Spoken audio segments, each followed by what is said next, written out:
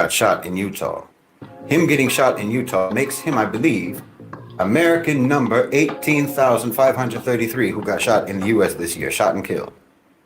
And I think that there were 3 more people who were killed, shot and killed in Colorado, just over the mountains, within hours of his shooting. And all the flags in America are going to fly half-mast, not for those 18,335 other victims, but they're going to fly half-mast for Charlie Kirk. That's just an observation. You can do with it what you will. I'll be honest, when I first heard that he had been shot, I made a joke about it on X, because frankly, I'm just as used to theatrics coming out of America as I am used to gun violence coming out of America, and I thought that theatrics seemed more likely in this case. But when I did learn that he died, I deleted my post. I deleted it out of respect, not for him, but for the severity and for the solemnity of the judgment that he has now proceeded to. Because everything that he ever said and everything that he ever did that harmed anyone, well, he's going to answer for that. He's going to answer for that right now in his meeting with Allah subhanahu wa ta'ala. And the heaviness of that meeting is disturbing to any of us who believe in it. But we'll talk about it. Let's start with the obvious, okay? First, I'm not going to feign grief or feign mourning for this person.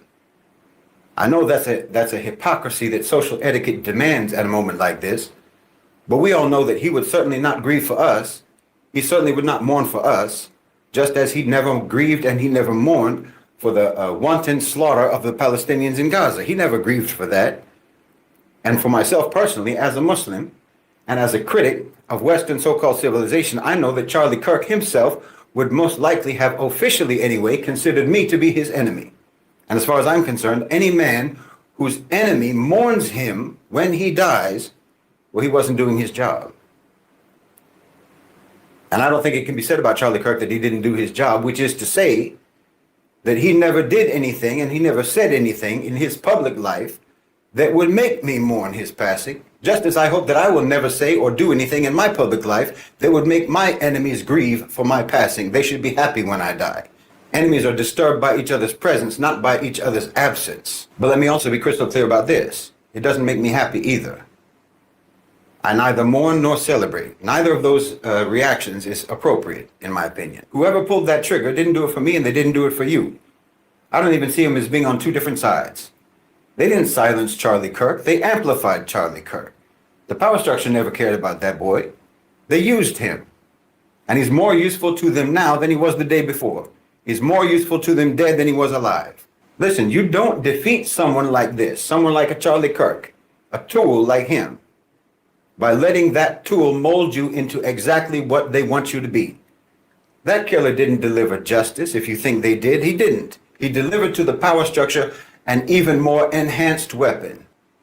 He made a mediocre, but dangerous and polarizing figure, Charlie Kirk, into now an impeachable icon for the very fan base that he most likely despises. And he made criticism of Charlie Kirk's ideas. Now it's disrespect for the dead. This is not resistance. This is a gift. This is a gift to the very security state that he probably thought he was attacking. Now it's stupidity. Or maybe, as the conspiracy theories are already speculating, what actually happened was just a purge of an expendable asset to create a more powerful symbol. Oh, they'll use his death. Oh, how they will use it. They will use his death to paint every dissenting voice, every cry for a more just world. They'll paint it with the same bloody brush. They're going to use his death to avoid once again ever having to look in the mirror. They're going to hold Charlie Kirk's body up as a shield against any examination of the society that created him. And the society that created his killer. The society that they made and that they rule, and you didn't do anything now but strengthen their hold on that society. They're going to use his corpse as a pulpit to preach from. And you just validated all the lies that they're going to be preaching. You understand me? Because listen, the truth is the Charlie Kirks of the world are not the enemy. The enemy is the society, it's the system, it's the power structure, it's the so-called civilization that creates boys like Charlie Kirk. I call him a boy because that's what he is to me. I'm 54 years old. That's what he is to me, or that's what he was. And also because he presented a childish, simplistic cartoon portrait of America that only a young boy could ever believe in. He presented an America without complexity, without guilt, without the burden of their terrible history. Well, that's a seductive product. And America has always been an eager market for that sort of a product. He existed because of supply and demand. You demand and the power structure supplies. The killer and the killed are the products of the same sick society. Kirk and his killer, and the other 18,535 victims and their killers. And wallahi, if you don't clock this reality, if you don't understand this reality, and if you let yourself get swept up in all the narratives and all the counter narratives, then you might just end up being like one of them, on one side or the other side of that gun. Because the machine is already spinning. The machine, that same machine that Charlie Kirk served so faithfully. They're spinning the narrative now. They're going to label him as a martyr for free speech, a victim of left-wing extremism. And they're going to use his death, they're going to use it to demand more surveillance, more censorship, more policing, more militarization of the police against their opponents, more police powers. They're going to use his blood to sanitize his ideology and to legitimize every poisonous thing that he ever said. And some of you are out here cheering about what happened. Well, you're fools. Why, when you celebrate, all you do is elevate and strengthen their narrative. Charlie Kirk was not an outlier. He was a product. He was the logical output of a system that's designed to generate exactly what he was. Like I said, he didn't create the demand. The demand was already there. He just exploited it. He sold a fantasy, like I say, a fantasy where all of the problems of modern America, economic decay, economic despair, cultural displacement, and cultural unrest, political powerlessness, these are all not the inevitable results of late-stage capitalism in a dying empire. No, it's all the fault of immigrants. It's all the fault of minorities, of wokeism, some internal enemy that's not in power. Well, now he's been killed, and his death is going to be used to service that same system.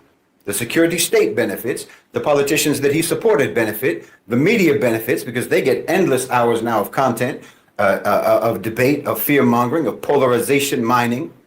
You understand me? The entire apparatus of control gets a massive boost. His killing was not an attack on the system. It was a gift to the system. You didn't extinguish a fire, you just scattered the embers and made it more dangerous. The individual who pulled that trigger, their motives are irrelevant. It doesn't matter if they saw themselves as a revolutionary or they saw themselves as a vigilante. Their actions serve a deeply counter-revolutionary purpose. You understand me? You didn't help Muslims. You didn't help so-called minorities. You didn't help immigrants. You didn't help women. You didn't help anyone. All you did was exactly what they created Charlie Kirk to goad you into doing. Please understand me. You contributed now. Whoever did this contributed to exactly the climate that they created Charlie Kirk to create. No, they're both servants of chaos. The killer and the killed. No, you don't need a bullet. You need a brain. You need a mind that can't be manipulated. You need an inflammable heart.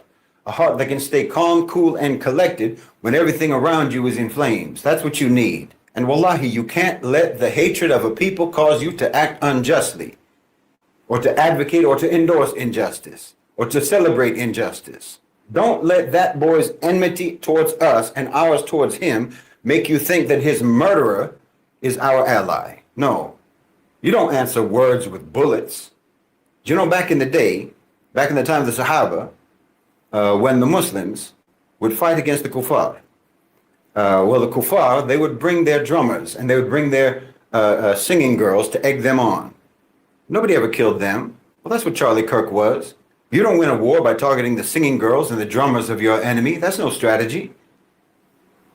I've said many, many times, you have to erect your partitions around your discourse, around your people, around what you let into your mind, or you're going to lose your focus and you're going to lose your purpose and you're going to get confused and you're going to make bad decisions. You're going to make wrong decisions, unjust decisions, immoral decisions, because you let yourself get provoked.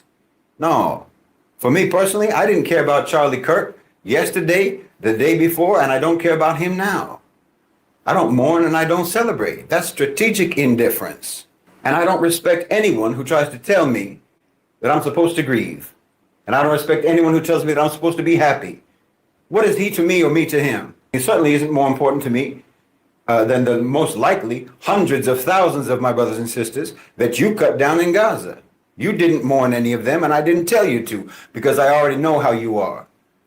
I already know that your performance of mourning over Charlie Kirk has nothing whatsoever to do with respect for human life. He was just a vessel for an ideology that you hold sacred.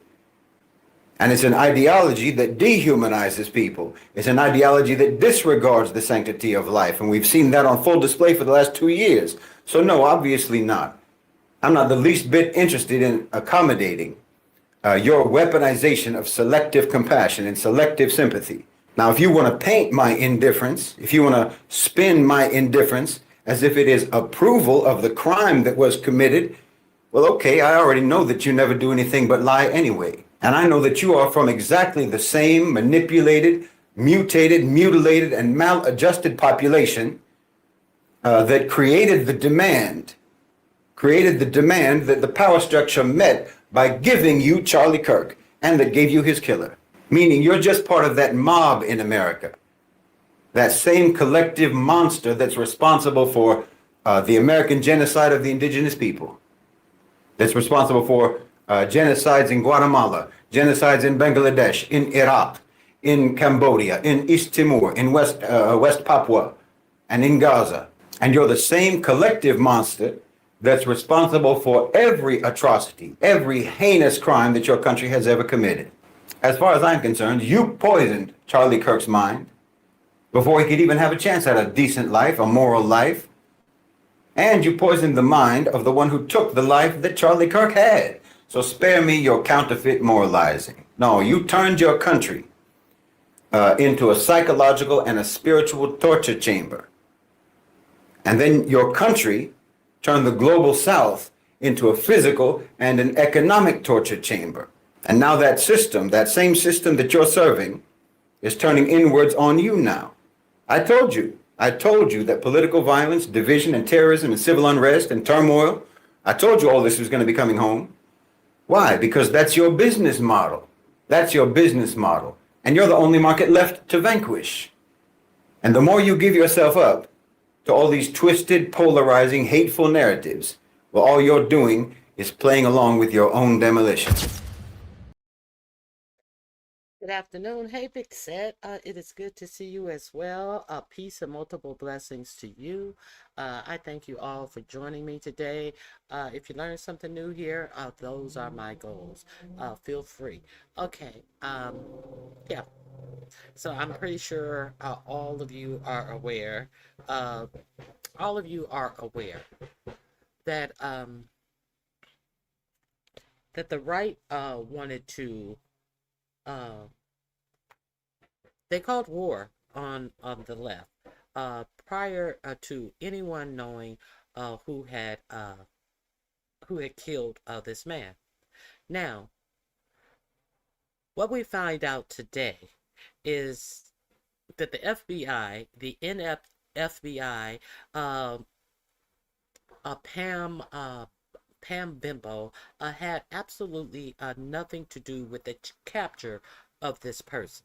What we know if that is the FBI came out and said people were in custody 2 times and had to retract it. What we know is there is nobody with any experience in that area of the FBI because they were fired because they were a Muslim woman. What we know that Kakai Patel was out here just like a fish out of water, not even knowing what to do. So if you don't know, the reports that I heard is that it has been now. Something is also disheartening about this media that is putting out this story as well. The story that I got is that he admitted to his father that he was the person. And his father, he is from Utah. His father is a sheriff in Utah, 89% white Utah. Okay, let's be clear on this. So, usually sheriffs have to be uh, voted on. So, are we to believe that in 89% Utah, that a sheriff was voted in, a leftist, a lunatic sheriff was voted into office? Are we to believe that? No, we're not to believe that because it has also been reported that his uh his family, but they don't know the actual shooters they don't know what the shooters actual if they were Democrat or Republic. They don't know their leanings in politics, but they do know that the family is a right wing family.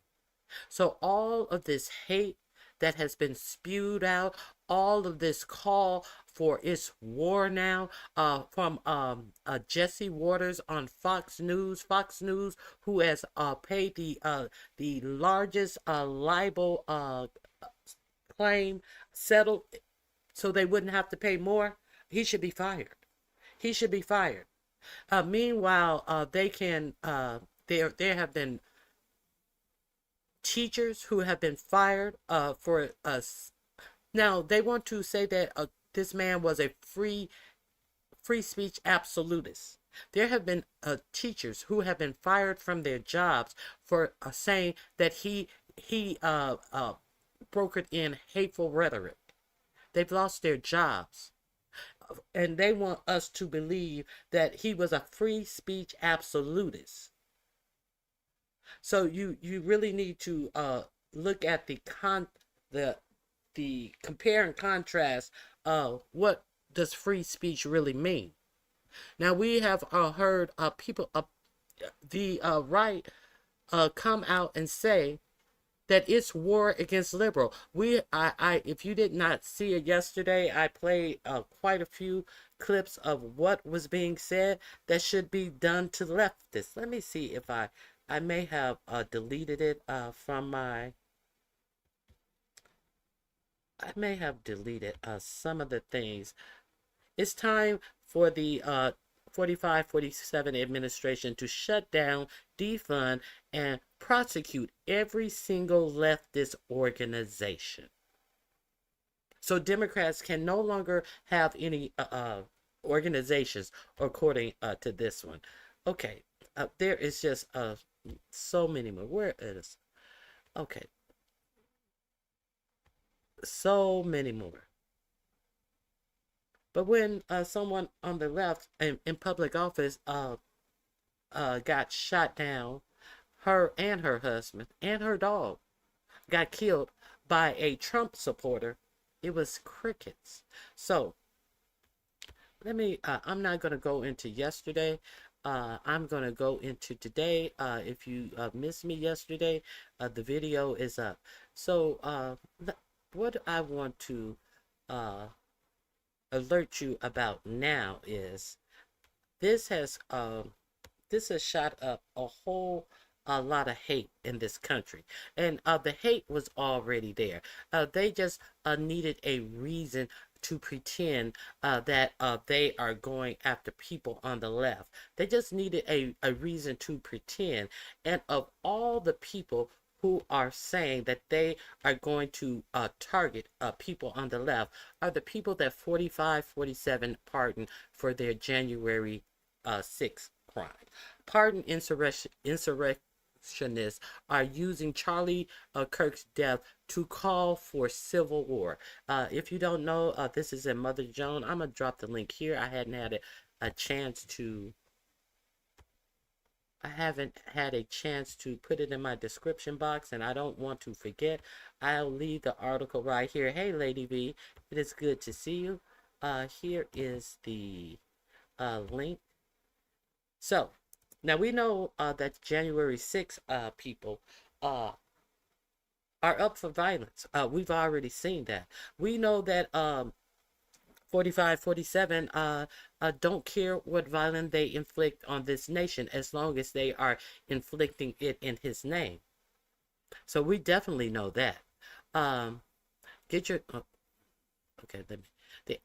In the aftermath of Wednesday killing of right-wing youth leader Charlie Kirk, in the midst of more sober calls for mourning and moderation, many far-right influencers quickly began to call for revenge against the left, whom they blamed for his death.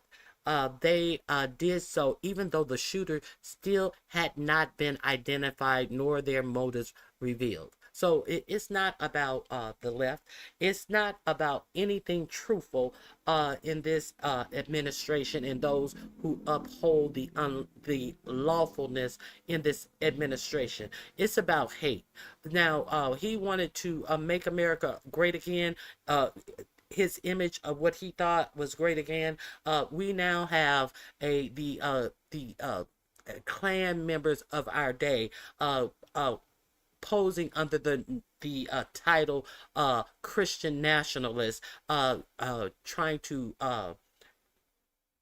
blame everything that is wrong with America on people who are not white straight males. That's what we have going on. So, but it is not just random individuals circulating such violent fantasies. Leaders from prominent extremist group and paranoid insurrectionists have issued calls for their network to seek revenge in an email to Mother Jones. Devin Bogart, executive director of the extremist research group Institute for the Research and Education on Human Rights, expressed his concern that reactions to Kirk's death could energize the far right to intensify political violence, from street clashes and armed paramilitarism to calls for racist terror. So I just want you to be aware. This is by design. Now, they had absolutely had no one in their sights, because we have an inept FBI, and it took this man's father to turn him in. The only person who knew who he was first. They had no leads, no tips. They had no idea in the FBI and the Department of Justice. They had no idea who had done this. But 4547 had already came out and stoked the fires of hate, talking about it was the leftists, the loony leftists, and all of this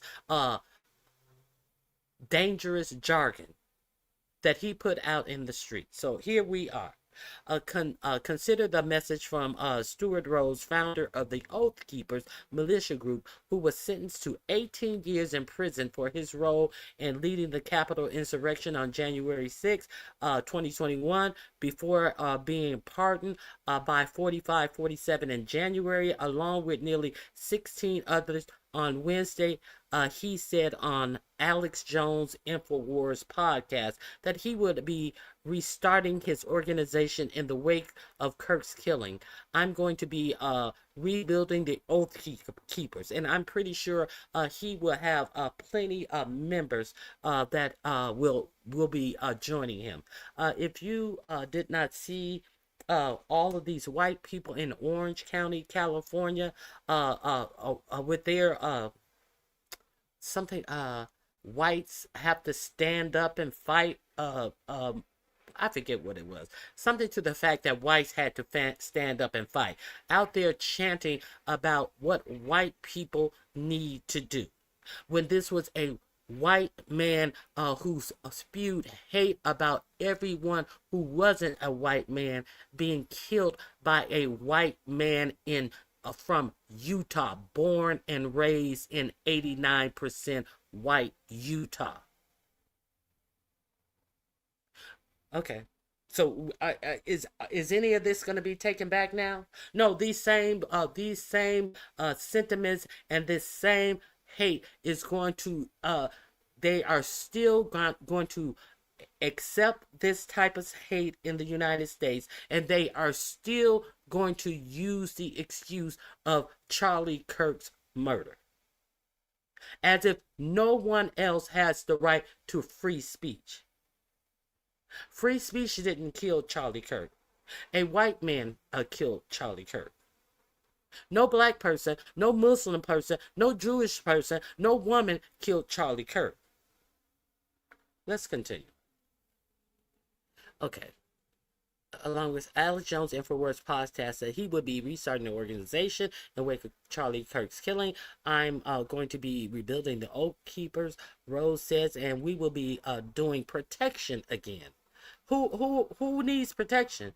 People need protection from the Oath Keeper. The group never formally disbanded, but had receded from the spotlight after the leader's conviction. Now, if you will remember, the lead Oath Keeper's son was in hiding because he was afraid of his father, because he I can't remember exactly, he lived a alternative lifestyle. I can't remember if he was trans or his partner was trans or something like that. He had gone into hiding, and I do believe he testified against his father. So instead of working within to solve their own issues, they are blowing out to blame the world for what is going on in their homes. Let's continue. One thing we will be doing is public protection of patriots. Who can be only considered to be a patriots? Who are these patriots that they will be protecting? And what do these people who have already have been found guilty of tearing up the Capitol, what will they do to you if they do not consider you a patriot? And what will be their call to action? What will they you minding your own business in the street? What is it about you that will set these people off? You just being you? Your black skin? You moving some kind of way? We know the police force does it all the time. So what would these militia do to you in protecting these alleged patriots? Okay, let's continue. Rose added, I'm sure that the Proud Boys will agree. If we have to, we'll go and ride the train again, just like the Guardian Angels did.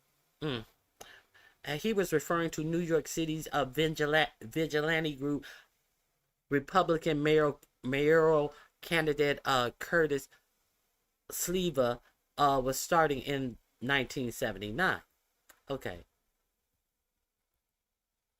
If his security team had been if his security team had been at Kirk's event, Rose said that the 31-year-old founder of Turning Points USA would still be alive. He also urged men to step up and do your tour or duty and start their own vigilante groups. It is not just the responsibility of the Oath Keepers and the Proud Boys to protect Americans in this environment, he continued. It is the responsibility of all American men.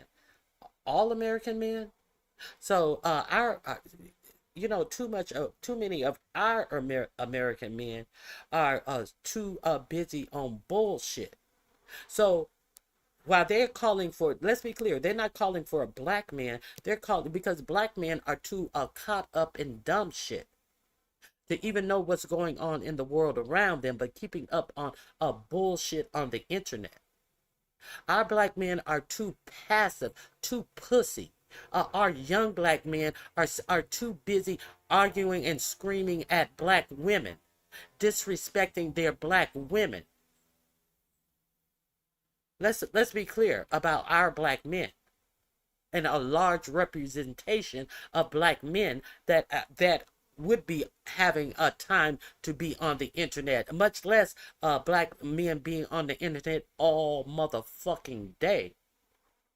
He cannot be talking to all men because real men are out there getting it for their families. Real men are out there working jobs to support their families. They don't have time to be on the internet all day. You know who had time to be on the internet all day? Who life had closed in all day on the internet?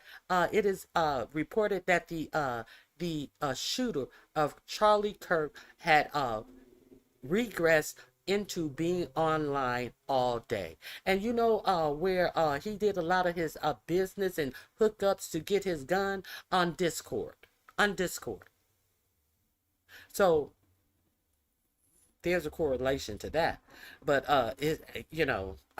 we got bitch made men sitting on the internet all day, doxing women and all of this. That they not about no type of business, but doxing and wreaking havoc and telling lies and celebrating alcoholism. And we have old black men on here all day as well, in totally totally immersed with the bullshit, that they can tell you every storyline of all of this worthless shit that goes on in the beef sector, while calling out what strain of marijuana that they're smoking, that they are vaping from. Ignorance. While this is going on. So this is what the white man is putting in store for you. Look around at these black men that you encounter. Look around at the black. Now, I'm not talking. I don't know what type of black man you encounter in your real life. I know what kind of black man I got. I know that my black man is a man. But look at the representation of black men that you see in and around this internet.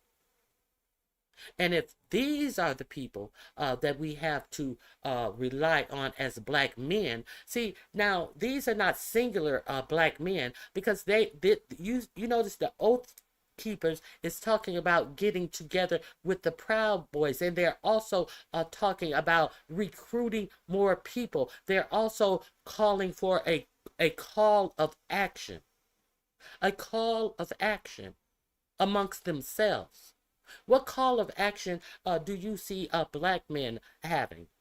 What call of action other than cash app and give me money for this and give me money to get me something to drink and all this type of shit? What type of call of action do you see for the black man that the black man is turning their attention to in this time of peril? See, they were blamed for something that they never did. And now there is a call of action against them, even knowing that this is something that had nothing to do with the black race. Okay, okay. Let me see.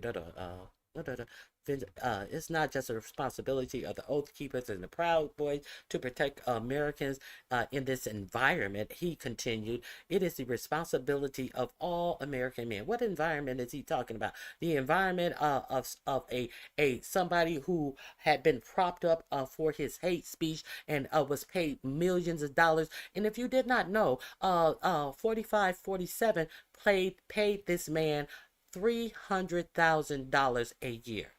It was released in his own of financial filings. He was being paid $300,000 a year. Not to mention all of the other rich white men who was paying him to spew this hate speech that he was spewing, and they tried to pretend like, oh, he was such a great man and everything about him was great by omitting the things that came out of his mouth. You notice they never quoted him.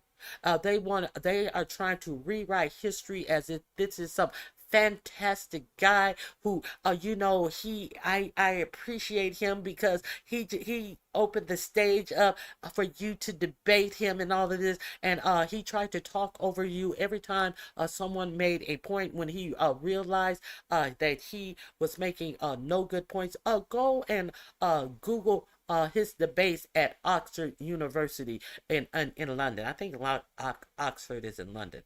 Go over there and see how they ate his ass up with facts over it when he tried to debate the students at Oxford University. And he tried to continue to talk over them, but he was let me, I may pull that up. Okay. I may pull that up. Let you see for it.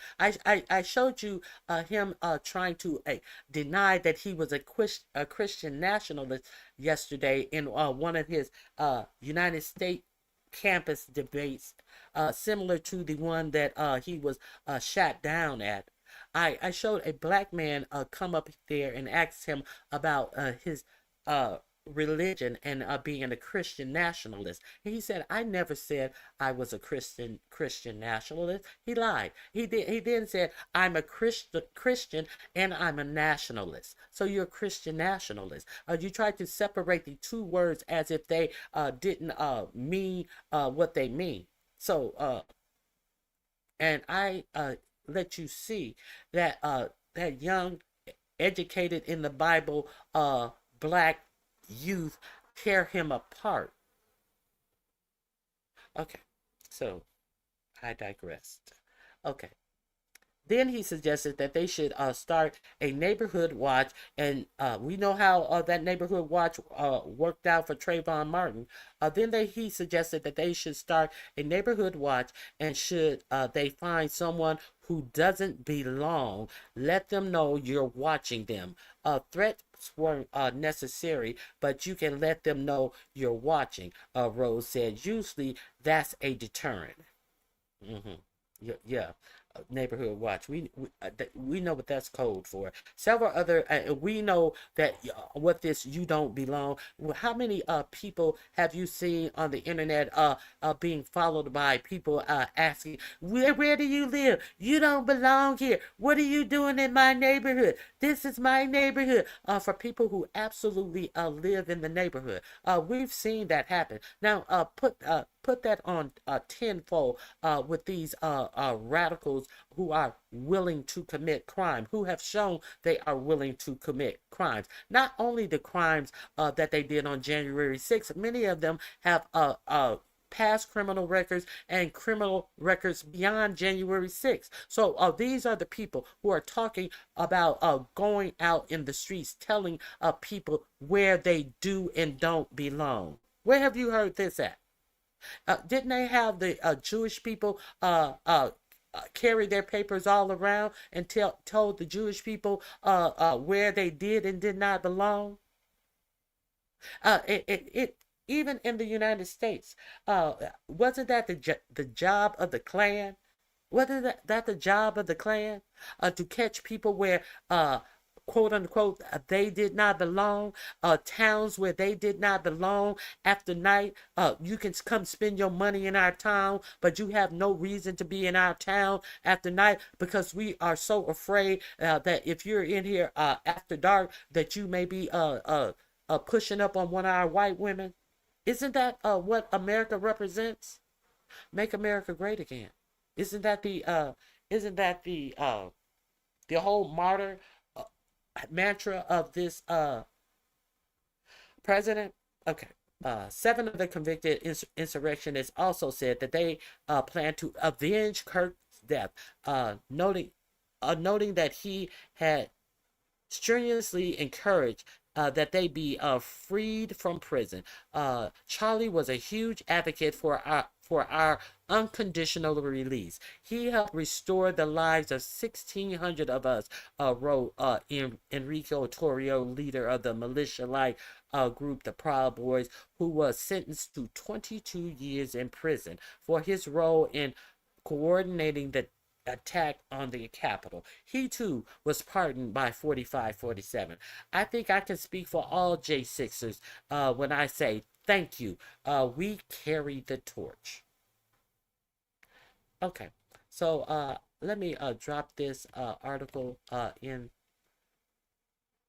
Let me drop this article in the chat one more time. It's a Mother Jones article. Thank you for being here, Very Carey. Yes, so here's the article. Now, I also would be remiss if I didn't speak about the historically black colleges that are under threat. This is prior to this morning when it was released who actually did this killing. Terrorist attack, terrorist threats, disturb, I think it's supposed to be disturb, a life at HBCUs across the United States. Okay, classes and campus activities are canceled at multiple historically black colleges and universities after potential terroristic threats were directed at their campuses, according to multiple outlets. Why it matters. The threats are disrupting lives of thousands of HBCU students amid a string of fake emergency calls that have affected American universities in recent weeks. Driving the news, at least 7 HBCUs went on lockdown Thursday, including Alabama State University, Virginia State University, Hampton University, Spelman College, Southern University, and A&M College. That was my college, and I'm having a problem saying that. Clark Atlanta University, Bethune-Cookman colleges. Some of the schools, including Spelman, Southern, Clark Atlanta, and VSU, have since lifted their shelter-in-place orders after no threats were found. It is not immediately clear if the threats are connected or racially motivated. What they're saying. The Department of Justice and FBI must thoroughly investigate any potential. Do you think they're going to investigate this? Do you think that this FBI and DOJ is going to investigate this when they don't even have anybody on the counter-terrorist job because they have put them all on ICE detail?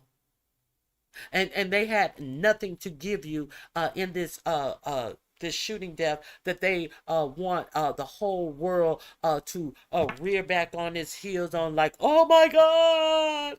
Yeah, and they had nobody who did any good information or found any leads on something that they want to up in the whole left wing of politics behind. Do you think that they are going to investigate this? When they're talking about civil war against the left behind one motherfuckers who spread their hate speech so well that it attracted young people, young potential voters for the right for decades, voters for decades. Do you think that what do you think the importance of Charlie Kirk meant to this administration, other than getting young voters?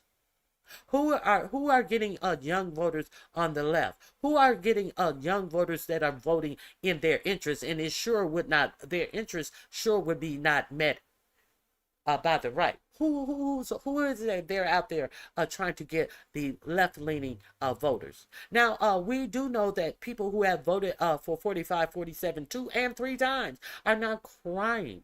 Behind the politics that are being enacted by the person that they put in office.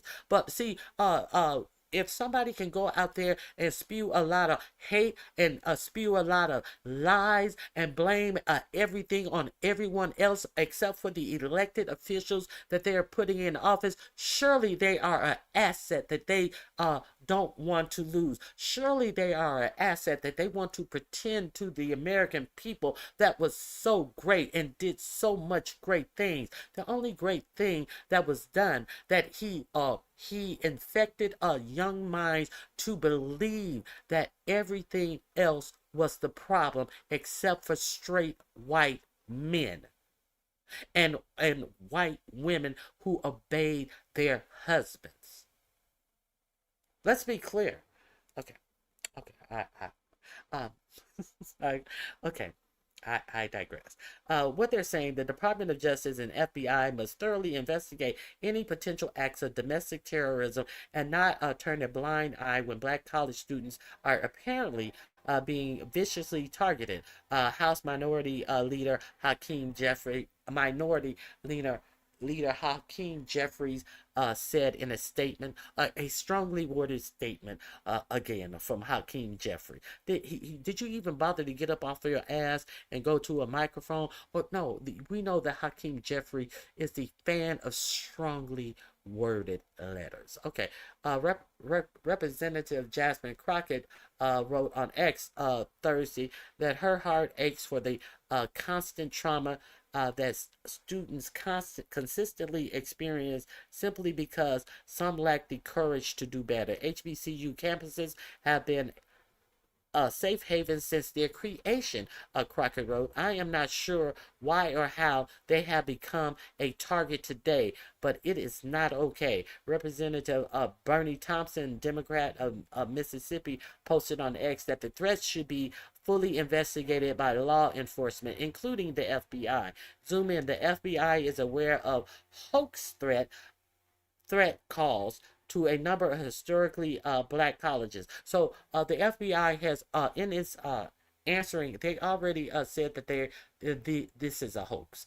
The FBI is aware of hoax threat calls to a number of historically black colleges and university, an FBI spokesperson told Axios in a emailed statement. So they said this is a hoax.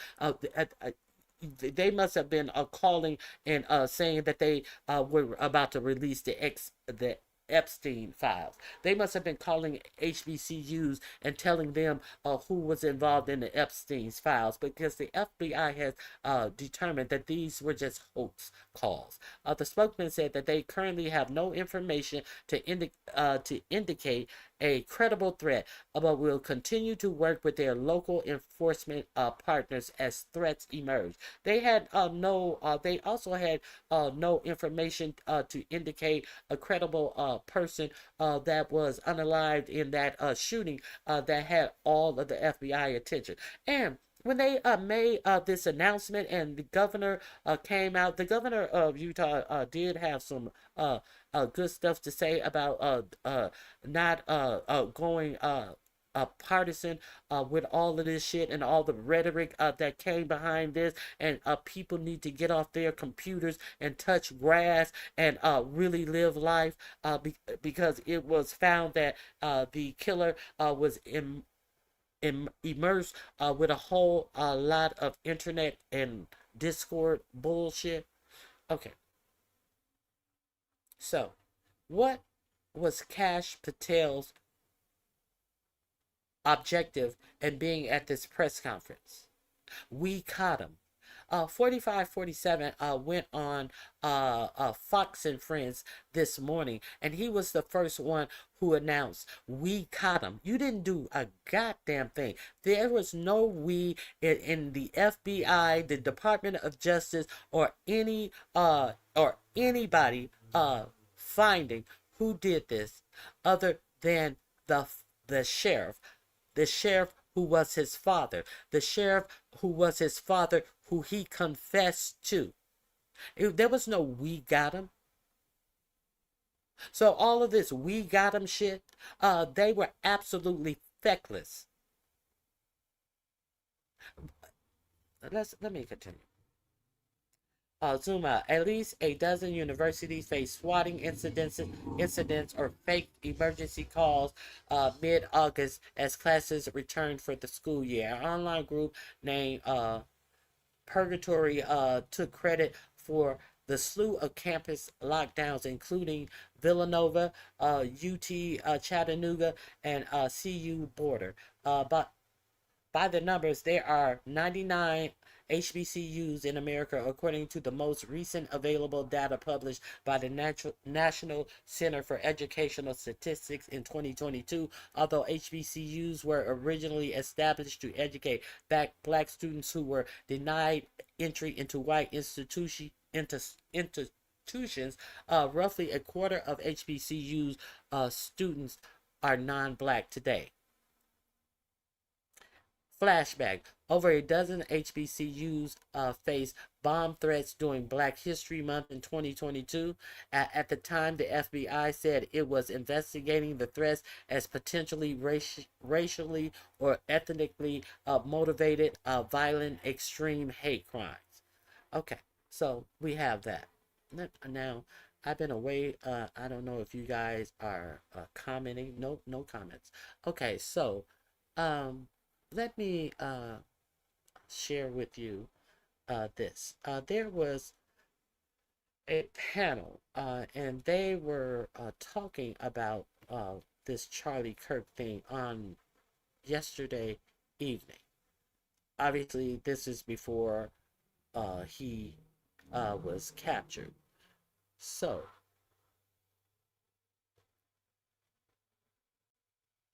Reese Colbert. If you guys are not familiar with Reese Colbert, uh, she she does commentary on several different platforms. I've seen her on CNN as well. She was on this show. It is in my description box, so I do not have to drop it for you. The Clay Kane Show. I have not. I'm not familiar with the Clay Kane Show, but let's hear a little from her. And let's see how they try to insert blackness into this argument that has nothing to do with black people. They're talking about, I'll go back and let you hear in totality her feelings about this shooting, but I want to go right here first. Up right now. Reese, Jesse Waters said, avenge Charlie's death. He said, how much political violence are we going to tolerate? Well, Avenge. apparently, all the political violence against Democrats. Well, listen to this. We're going to avenge. This is what Jesse Waters said, not me, obviously. Quote, we're going to avenge Charlie's death in the way Charlie would want it to be avenged. Unquote. That's the number one cable news network in the world. Can you Can I imagine? just say that to Democrats and even to Black people, your decorum. Oh, I don't want to be impolite. Oh, let's have some decorum. The way that these white nationalists are set up, that's not going to be enough. That's not going to be enough. But okay. Like I said, please vote, people, because we ain't cut out. Let's take one call, then we'll go to a break. Let's go to Alfie from Cali. What's up, Alfie? What's up? How you doing? Good. You mentioned war. Sure, the left has been talking about war. You have Maxine Waters. You have Michelle Obama. Ain't nobody. Okay. So, when has the left been talking about war? This is a total disingenuous bullshit call. You have Maxine Waters. You have Michelle Obama. When have either of them talked about war? Okay, so she's about to go in. I got time for that shit. Don't come up on here trying to put Black people in this shit. What happened to Charlie happened in white Utah with all white people. Why are you talking about Black people? Don't talk about no motherfucking Black woman when Charlie Kirk was gunned down in white ass Utah. Don't come up on here with that shit. Don't come up on here with that shit. Talk about a white person. If you want to talk about a white leftist, talk about a white leftist. Do not bring Black women in this shit. Black women ain't never been nobody's motherfucking mass shooter. We ain't never had nothing to do with that shit. Don't have no motherfucking Black woman's name out your mouth over no motherfucking Charlie Kirk. Now what? Move on.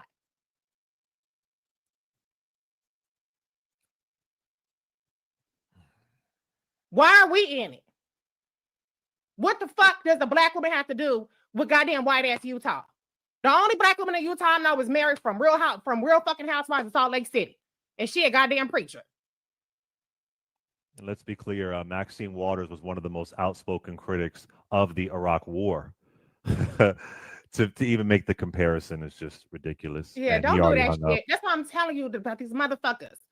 They glitching out because it wasn't a Black person in sight. And now they got to bring us in it. HBCUs getting threats. For what? Why are you talking about Michelle Obama? Michelle Obama said, when they go high, we go low. Or when they go low, we go high. How the fuck is Michelle Obama in it? Why is Maxine Waters is 80-something years old? Why are they in it?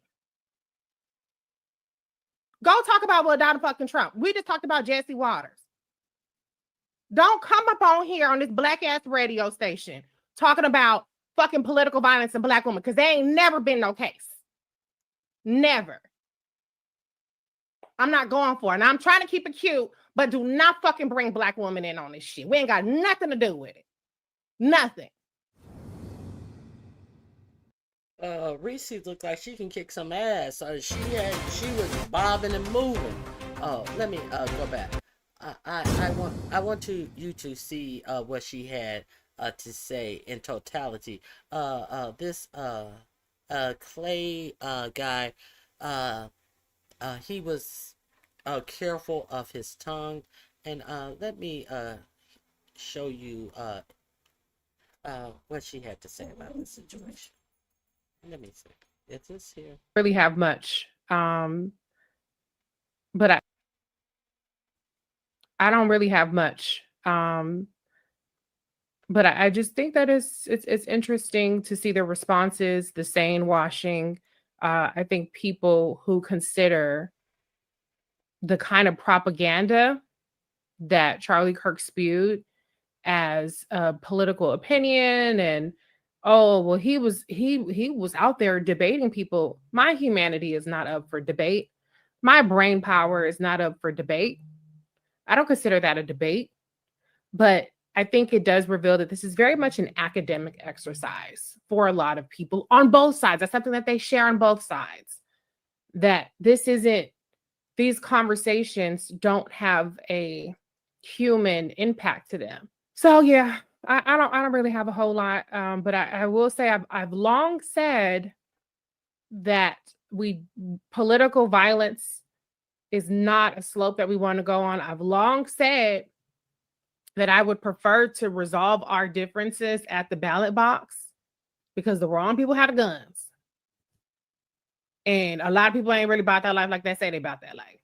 So that's why I always say, take your ass and vote.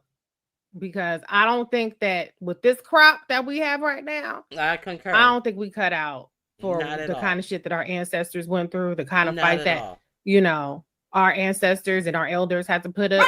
We ain't cut out for that. So just vote. Just take your ass out and vote. And whatever differences you have with Republicans or hell, even Democrats, just vote, because I don't think that we want to get into this kind of back and forth situation. Yeah. I just saw this. Somebody just sent me this tweet. Okay, so I just wanted to share that. Now let's compare and contrast what white media figures are saying. Better paid white media figures. We remember Megyn Kelly got a 50 or 60 million dollars for a failed show on MSNBC, and they still paid this bitch. And let's see what decorum that they are using. Let's see what they have to say.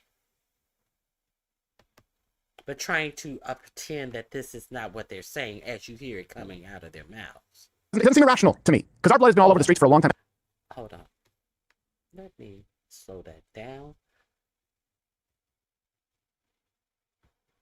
Here we go.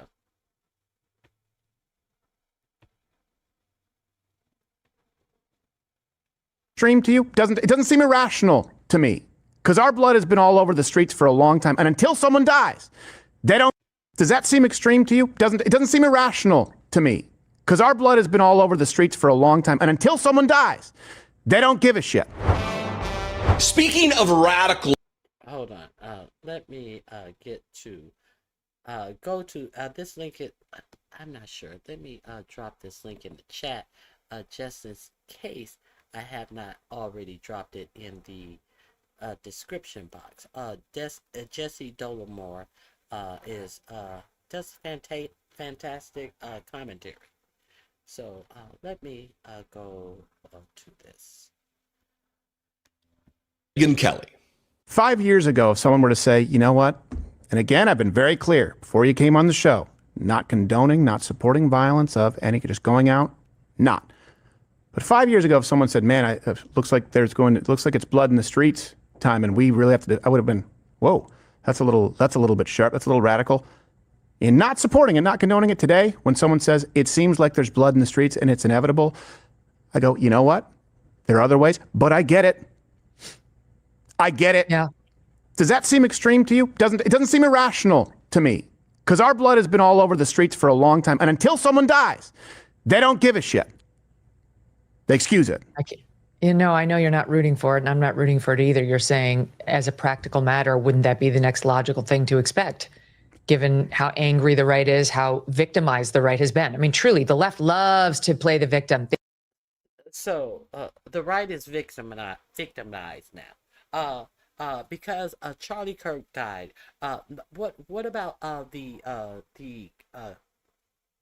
Congress woman in Minnesota, and her husband, and her dog, and the other I don't know if he was a congressman, the other elected official and his wife who were shot with multiple bullets, but thankfully they lived. What about that blood in the street?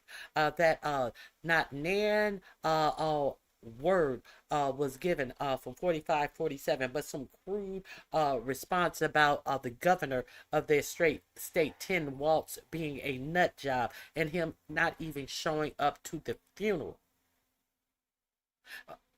Okay, let's continue. They love it Yeah. when they're not. They invent fake ailments, disorders, etc., and claim victimization of white privilege and white anti-black racism all the time when it doesn't exist. We actually are being victimized. There's no other word for what happened to Charlie Kirk yesterday. Hunted. He was hunted, and they victimized his beautiful wife and their beautiful children and all of us who loved him and his message. That's actual victimization, a word I hate, but it happens to apply here. But they don't see it. They don't see it. She didn't even look uncomfortable with that talk. Okay, so go over there and check out Jesse Dolomore as well. No comment. Okay. Keep going. What I have to say is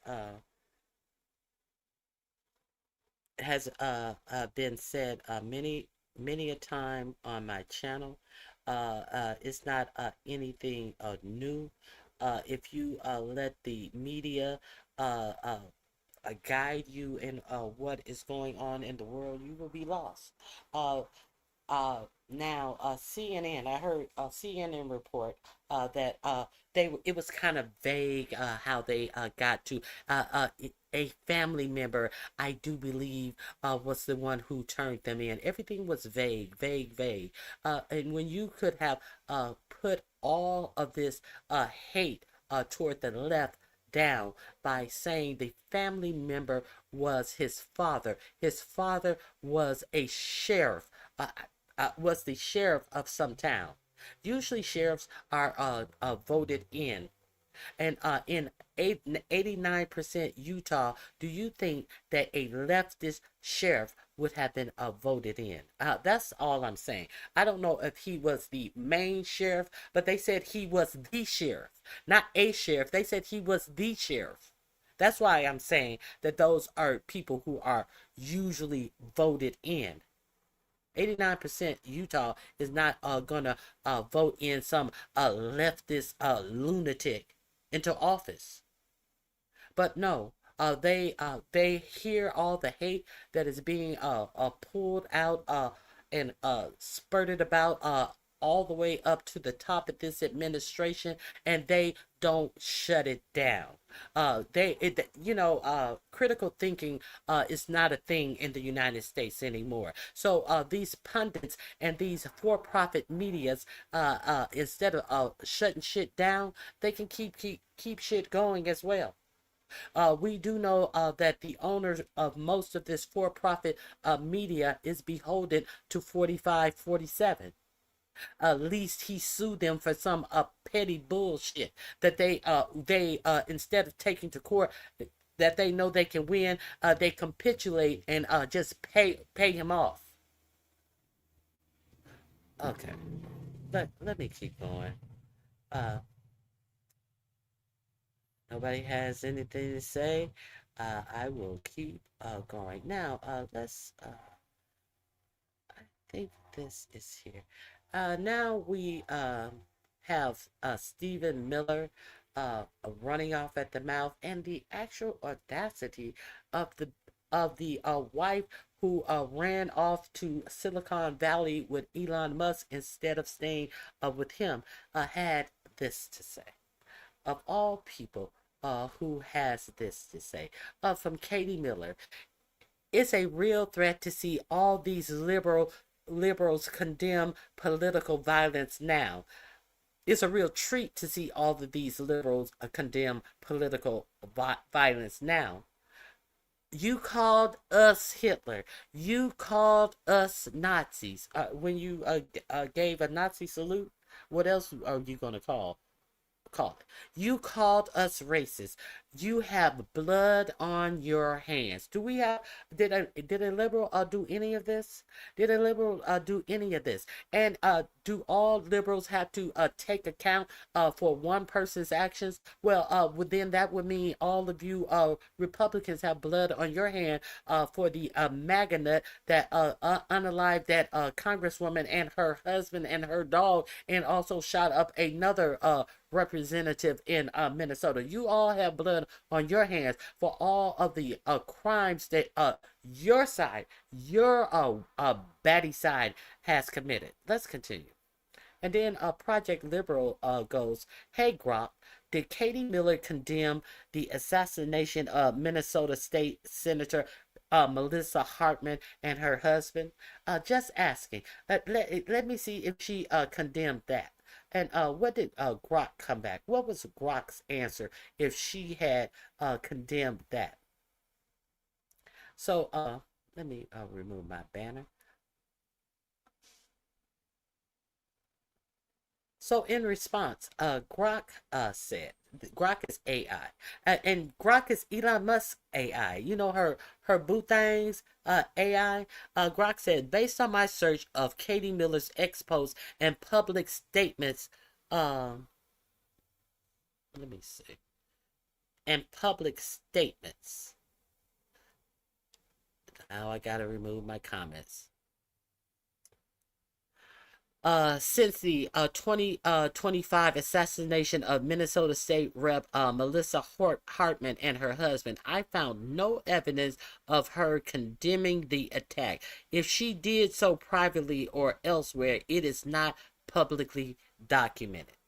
So the absolute audacity of these motherfuckers. The absolute audacity of these people. So if you didn't know that information, now you know.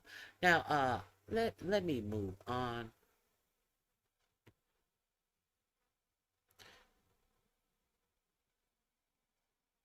I shared that already. You've got mail. Now it has come out that all of Epstein's inbox emails have been released. They have been released to, I forget who it was. They have released all of Epstein's emails. Let me share this with you.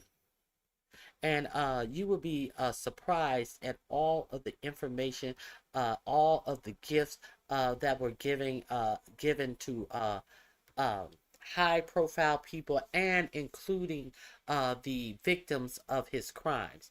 Let me share this with you right quick.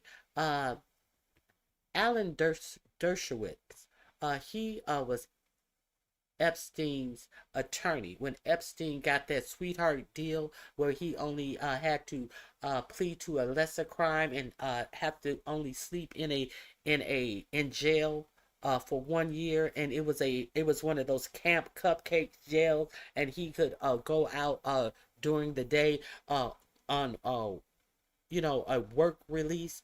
Okay, Alan Dershowitz, he received a Lexus. He bought him a Lexus as a gift. But as Alan Dershowitz go on television supporting the genocide in Israel and acting as if he did the right thing with Epstein's, does Alan Dershowitz tell you what gifts he has received from Epstein's? I think not. So let's hear this story. If you're not up on it, let's check this out. The Epstein Donald Trump scandal, Bloomberg has gotten its hands on tens of thousands of emails belonging to Jeffrey Epstein, effectively his inbox. And it once and for all demonstrates that Ghislaine Maxwell lied under oath when she was giving what Donald Trump hoped would be helpful information, credible information to his lackey, Todd Blanche of the Department of Justice. It was all a lie.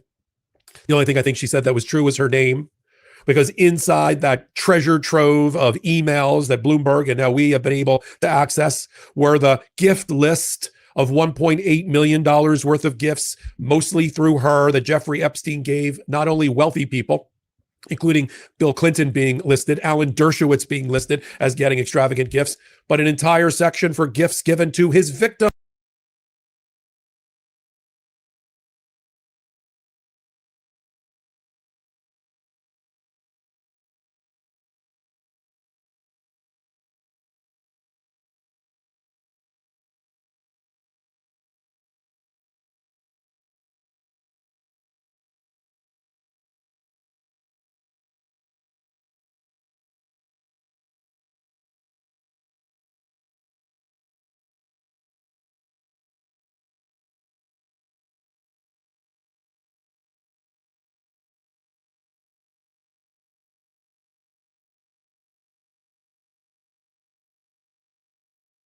Because we now know the names of his victims and what he bought them and when he bought them and how he bought them through Ghislaine Maxwell, who denied, of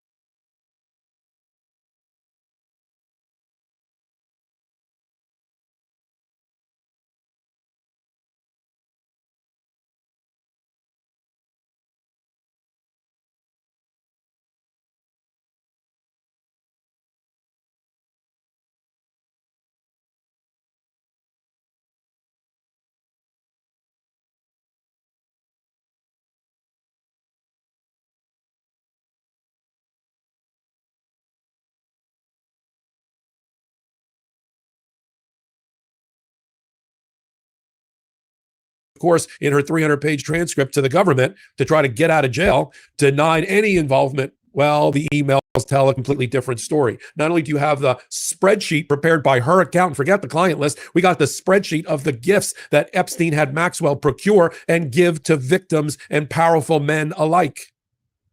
We also show the emails also show the closeness of the relationship, which was denied by Maxwell and Epstein. How close they were. They were even in the process of fertility treatment, I guess, for Maxwell to have Epstein's baby. You also saw the perverse exchanges where people were coming to Epstein and offering women, girls, including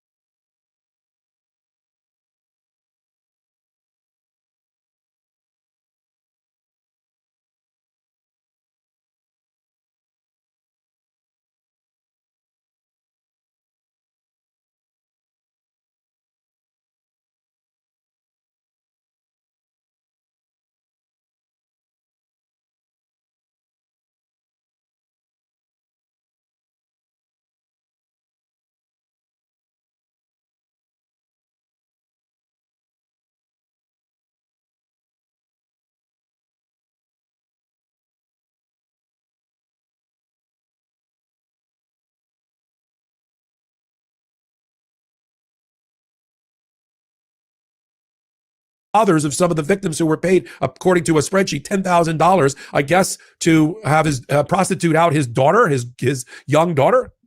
And there's even a message referencing Donald Trump, and it bolsters our analysis that the reason that Donald Trump got rid of his friendship with Jeffrey Epstein had nothing to do with the fact that he knew or should have known that Jeffrey Epstein was a pedophile, but it was over a financial transaction, over a $41 million piece of property. How do I know that? Because there's an email in which Ghislaine Maxwell lists all the participants effectively in the transaction and comments about, well, the paper is probably talking to these people about that piece of property. Right, because that's the reason. It was a fight over a $41 million piece of property that led Donald Trump to get rid of Jeffrey Epstein, not because he thought he was a creep or he thought he was or Donald Trump was a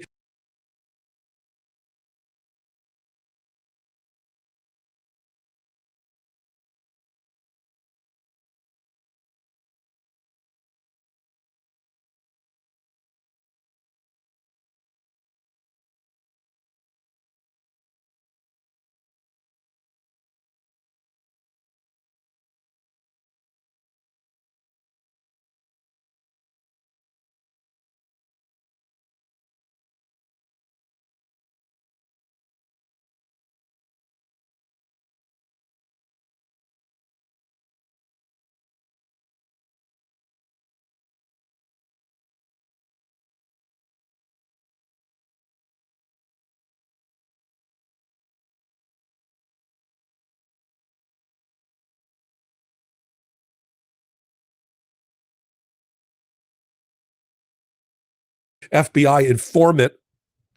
There's so much in this mother load of emails. It's going to take several hot takes, but I'm going to give you the overview right here on Legal AF. I'm Michael Popak. You're here on Thursday morning. Let's get into it. Bloomberg has not revealed how these emails were obtained, but I will tell you they are devastating. Mainly, how do I know that? Because Ghislaine Maxwell's lawyer, David Oscar Marcus, that never shuts up around a microphone, has been completely silent. Remember, he's trying to do a rehabilitation campaign to portray Ghislaine Maxwell as a victim. Alan Dershowitz went on television on Fox News, former Harvard law professor, who was Epstein's lawyer who negotiated his non-prosecution agreement and had him spend a short amount of time in jail for copping to a plea of soliciting prostitution from a child. He got a $75,000 car, a Lexus, by Epstein and Maxwell. Doesn't talk about that when he goes on Fox News or Newsmax and defends Ghislaine Maxwell, that he got paid off by Donald Trump, by Epstein. Never, of course, that's never mentioned. I'm sorry, my mic was on mute. What I was saying about that property, that dispute, it is alleged that Epstein bought 4547 to a property that he was thinking about purchasing, and he had some questions since 4547 is a developer in name only. So he asked him about a question about something about moving the pool or something to do with the pool. And the next thing he knew, 4547 had bought the property from under him. And with him being such a good friend to 4547, so he thought, he knew allegedly knew that 4547 didn't even have the money to purchase that property. It was a 40 something million dollar property, and he knew that 4547 was not in the financial situation to purchase that property, but he did purchase that property from under him. And a short time later, I can't remember if it was a year or two later, 4547 was able to in some way double the price and sell that piece of property to a Russian oligarch.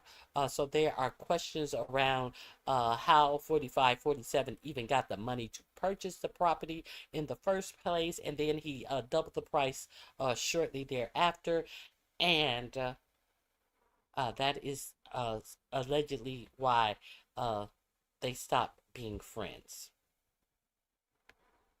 There's emails in there between Epstein and victims in which he talks about sex and demanding sex from them. There's emails in this treasure trove between Epstein and others saying, you got to meet this young Russian college student because she will be able to get you other Russian girls or other girls that are in her school in New York.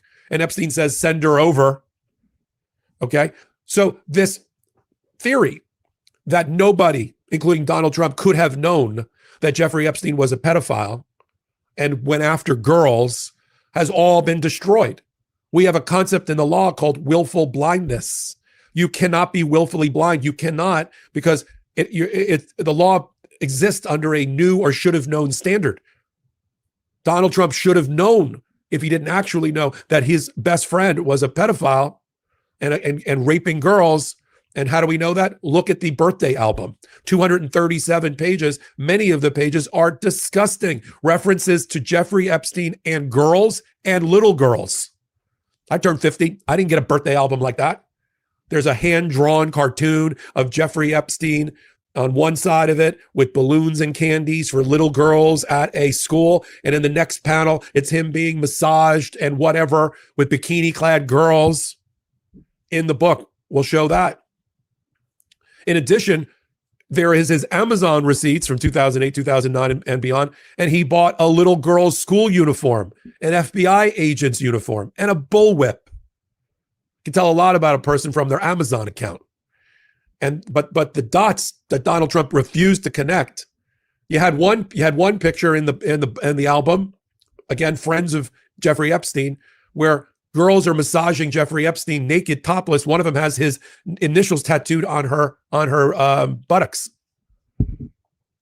Nobody is denying the veracity or the validity of any of the entries in the 237-page book, double-sided. It's 500 entries. Only Donald Trump, only somebody patched a plot 30 years ago to go after Donald Trump and have it surface in 2025 by pasting into a book a forged birthday card that matches in tone and matches in content everybody else's submission, including Alan Dershowitz with a dirty submission. But when you look at the emails, and I'll read a few of them to you, you've even got Maxwell and Epstein talking about the language and what deal he should take in 2008, negotiated by Dershowitz, which deal he should take. Should he do lewd and lascivious or sex with a minor? And they're going back and forth about, what do you think? Which is better for me to put in my plea deal and go away for a few months? And then, of course, all the emails from Ghislaine Maxwell to Epstein while he was in jail for that short amount of time, telling how, in her heartfelt way, how much she missed him. There's also, which also puts a lie to her testimony, where she said, I didn't make much money with him, or I don't know where the money came from. There's entire spreadsheets and entries for her involvement as a director of one of his major companies. Bank accounts opened in her name. She's a willing participant.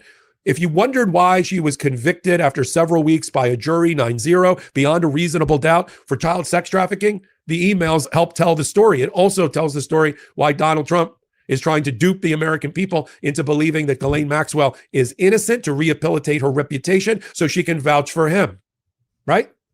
So let me go over some of the emails that are in here.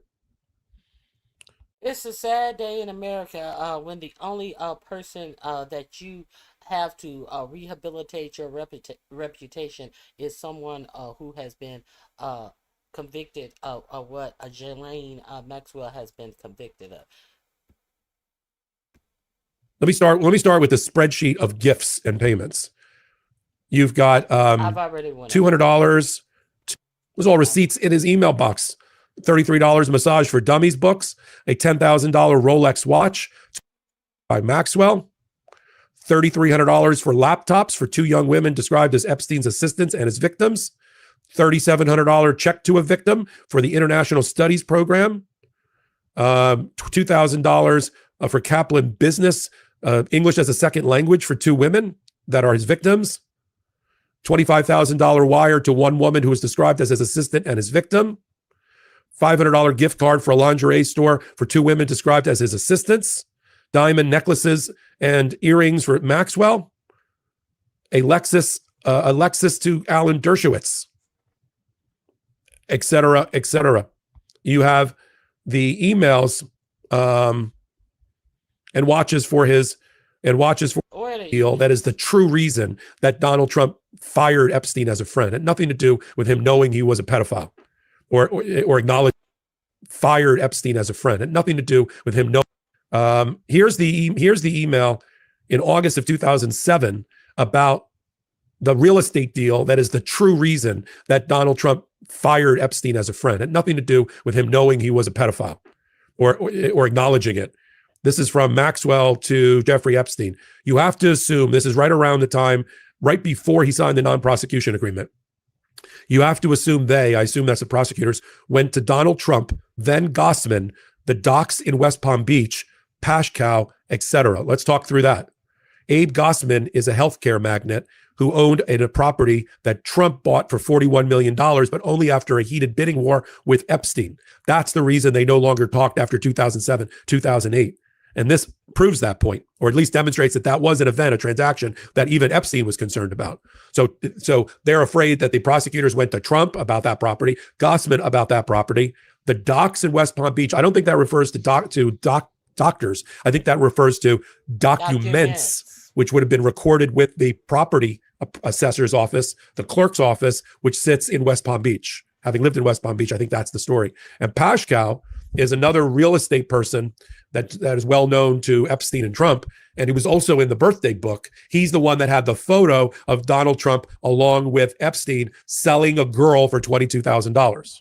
Again, willful blindness on the part of Donald Trump. He either knew he was friends with a sexual predator or he had willfully made himself blind to that fact. But now with these emails out, and we'll do other hot takes about it and other deep dives about it. Now that these are out, there's no way Ghislaine Maxwell can be given a pardon. There's no way the story of her being. Well, Ghislaine is in a cupcake prison, and there's not much being said about that. There's no outrage about that. But I just wanted to share that with you.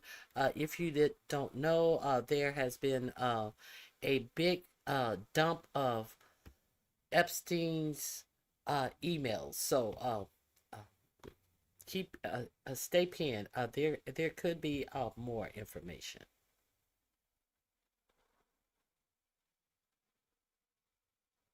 Now, let me see.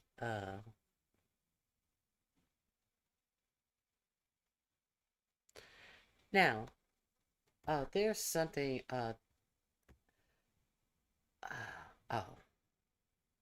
I'm gonna send you over here. I'm gonna drop this link in my description, in my chat. Now it is being said that Charlie Kirk's shooter was a right-wing nut job.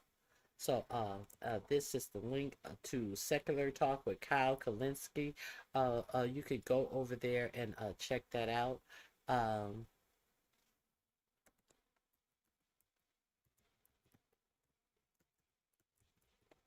Here is the link.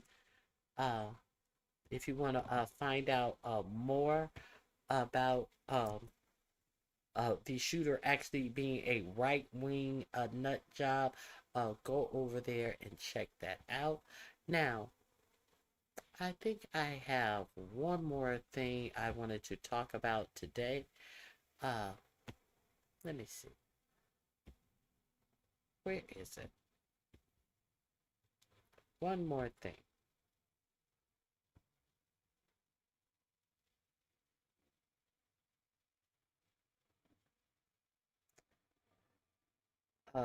They know the dummy will not do anything.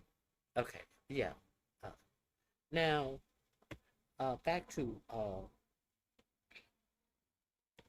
real world news. You know that Putin had, if you don't know, Putin had entered Poland's airspace. Now, Poland is supposed to be Poland is in NATO and is supposed to be one of our allies, and they know 45, 47 will not do anything. NATO to beef up defiance of Europe's eastern flank after Poland shot down drones.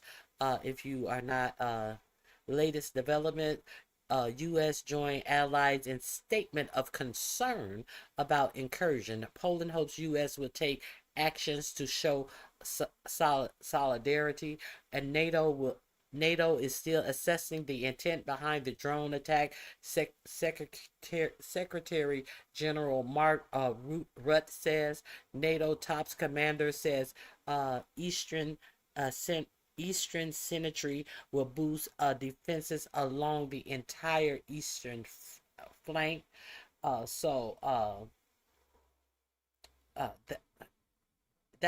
is all because Russian sent drones into Poland airspace. And if you did not know, the Prime Minister of Poland, I think he's the Prime Minister of Poland, was sitting in the White House last week. And then it's so strange that then there are drones sent into Poland's airspace. Do you think that is a message to the feckless 45, 47? I think it could be. But Russia and now the next thing I want to share with you that has happened since that. Let me share this with you as well. Now, that happened last week, but this is the latest in the Russian playing games with 45, 47. Here we go.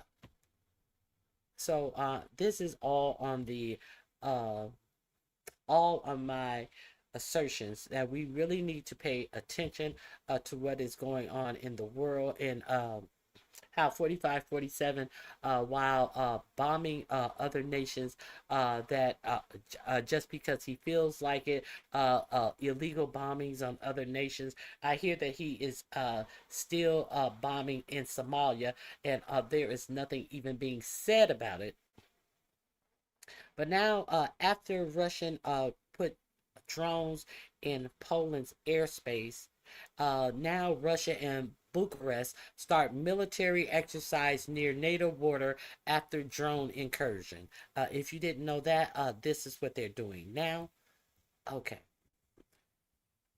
Exercise involves simulating attacks, repulsion, and territorial integrity restoration. Poland on high alert, closes border with Bucharest. Bucharest holds drills away from NATO borders, uses AI and drones. September 12th, Russia and Bucharest began a major joint military exercise on NATO's doorstep on Friday at a time of heightened tensions with Western Western alliance 2 days after Poland shot down Russian drones that crossed into their airspace.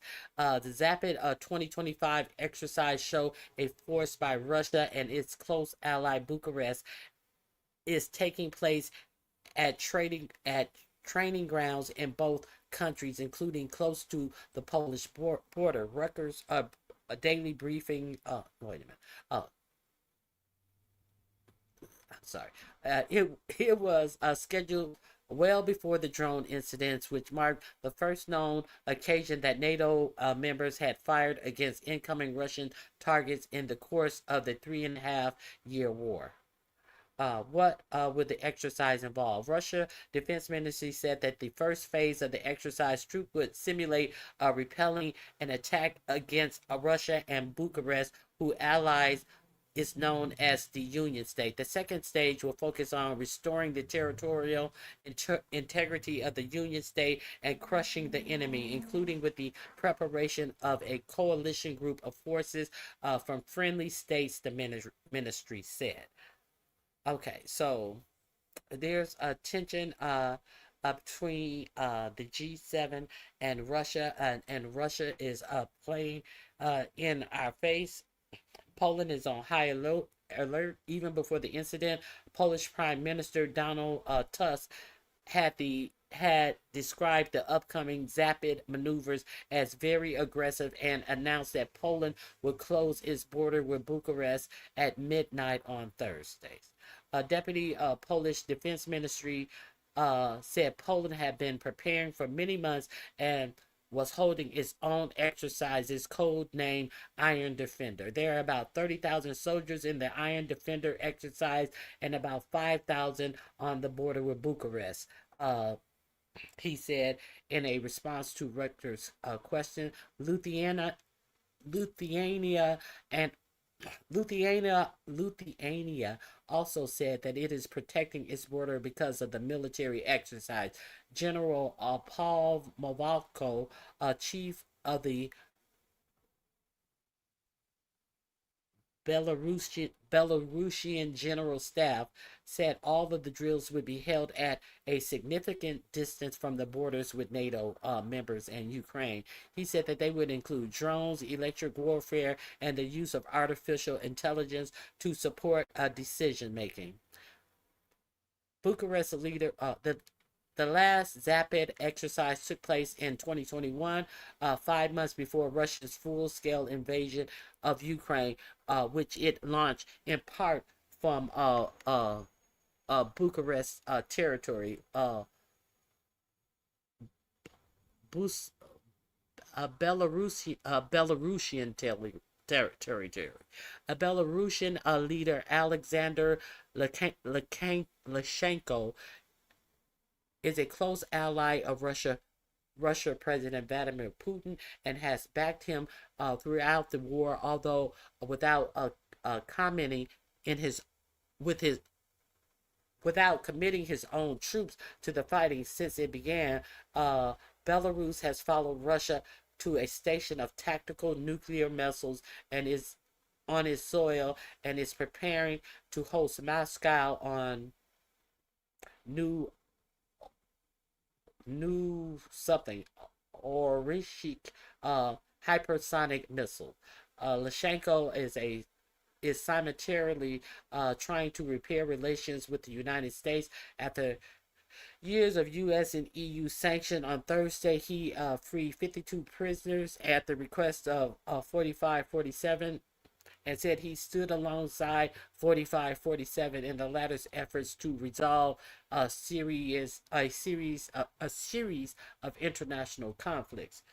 Now, what all this says to me is they are playing in 4547 face, because if they had started the war with Ukraine after their last alleged exercise for preparedness and all this bullshit, who are they going to be starting war with now? And are they gearing up to go into Poland is my question. We know that there are wars and strikes going over all all of the world. And somehow, some way, 4547 is immersed with the people who are not his allies in the G7. Somehow, some way, they are.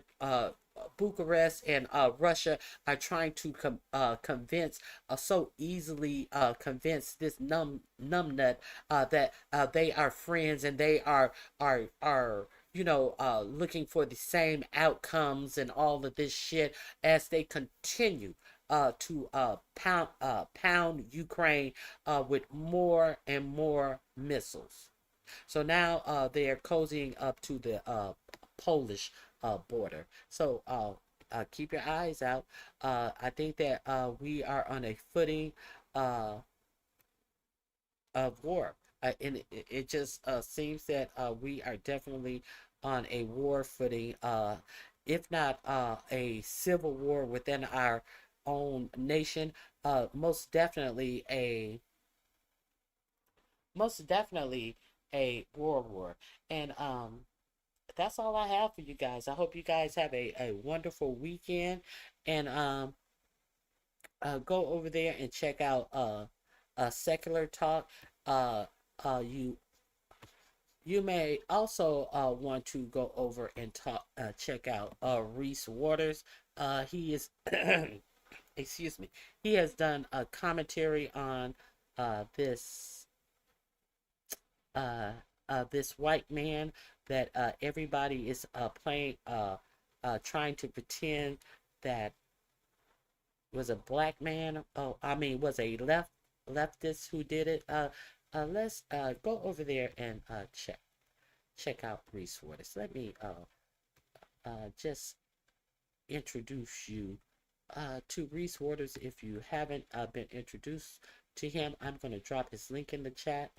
Why don't we take a look at that suspect image, which had emerged at the same time as this? Why don't we look at that? So maybe he's just real light-skinned. You think light-skinned? I don't know. That curl pattern don't look familiar. That curl pattern don't look like us, huh? This just must be the reflexive anti-blackness. This just must be that anti-black racism that just when you just return back to your natural state. Okay, so he has done a Races of the Week. His Races of the Weeks are always fabulous. Let me put his link in the chat. Go over there and check out the video. While they're trying to pretend like there's a war, it seems like there is a white on white war. It seems like some white on white crime went down, and they're trying to blame everyone except who is responsible, themselves. So go over there and check him out, and I hope you guys have a fabulous weekend. Please put a like in the chat. Please share, and thank you for subscribing and being here. Oops, I forgot to put my ticker back up. Oh my goodness. Let me put my ticker up. All of the links that I shared with you, I have posted their links.